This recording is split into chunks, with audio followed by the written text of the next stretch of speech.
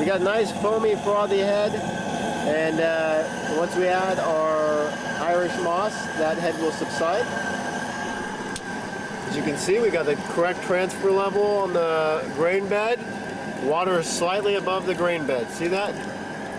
Perfect. And now we're going to go ahead and dump in our 60-minute hops. We do that at the beginning of 60 minutes. Hallertau Minnow Furrow. This is for the chocolate stout. 2 ounces of those at 60 minutes. You can follow the recipe provided with your brew tree.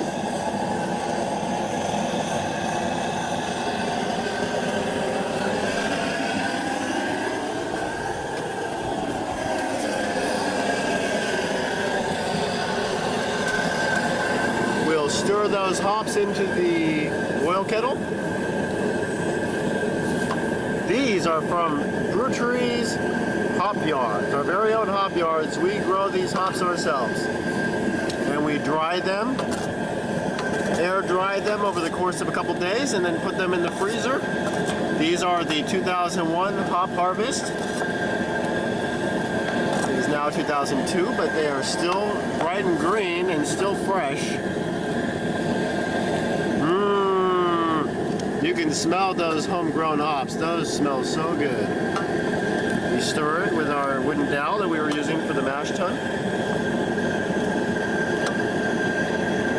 If you refer to the recipe included with your brew tree, you will see the different hops that we include in the chocolate stout, Hallertau being one of them, Tettnanger, and Zatz.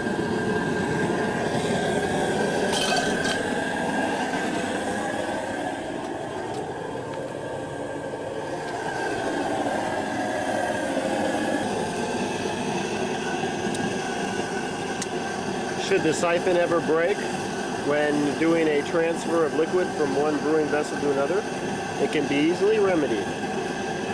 Perhaps your siphon broke as you were sparging the grain. You would go ahead and close the outflow valve, open the inflow valve, forcing water through the dip tube back into the hot liquor tank.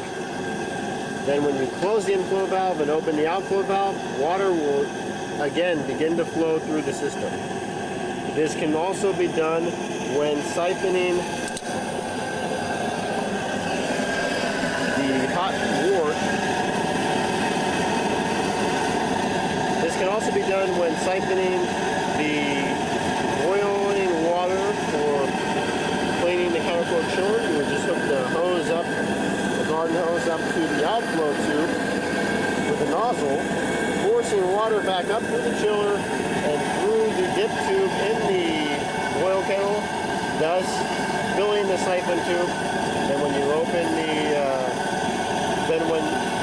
you would have this open, this valve would be open. To fix the siphon in the boil kettle, if the siphon flow stops while you are running boiling hot water through the chiller, hook up the garden hose with the nozzle to the outflow of the chiller tube, forcing water through the chiller to fill up the chiller, through the boil kettle valve, outflow valve, through the dip tube, thus filling the siphon. Then, when you release the hose, the water will again begin to flow through the siphon.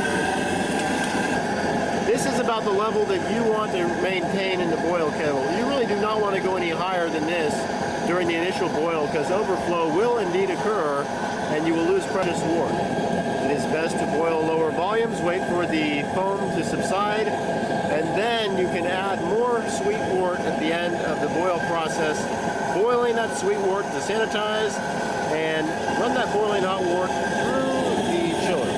Make sure that the outflow valve is closed when transferring hot wort through the chiller, or sweet wort that has not been sterilized will come into your boil kettle and contaminate your sweet wort. When beginning your boil, make sure that the boil kettle is not completely full, or you will overflow the boil kettle and you'll have hot boiling wort spilling out, causing a dangerous situation. It's best to fill the boil kettle about 3/4 of the way full. You can add sweet wort at a later time and top off at the end for a short boil and run through the wort chiller. Once the boil begins, it's a best idea is to turn down the amount of propane going through the burner by going to the needle control valve and turning to the right. This amount of flame is about the right amount of flame that you would like to get. When it's a little bit of flame, orange flame, that's enough to keep the boil going. No need for overkill. A very small amount of propane on, and you're set to go. This should maintain the boil for about an hour. Now remember to refer back to our recipe, our famous chocolate stout recipe for hop additions. You can also use the recipe spreadsheets we've included with the Brew Tree system to make your own recipes. Feel free to take our recipes and use them as examples in designing your own.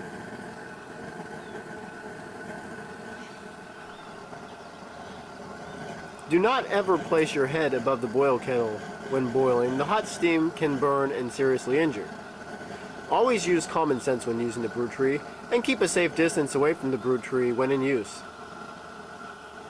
Never let children around your Brew Tree or boiling hot liquids, as this is very dangerous and children may get injured.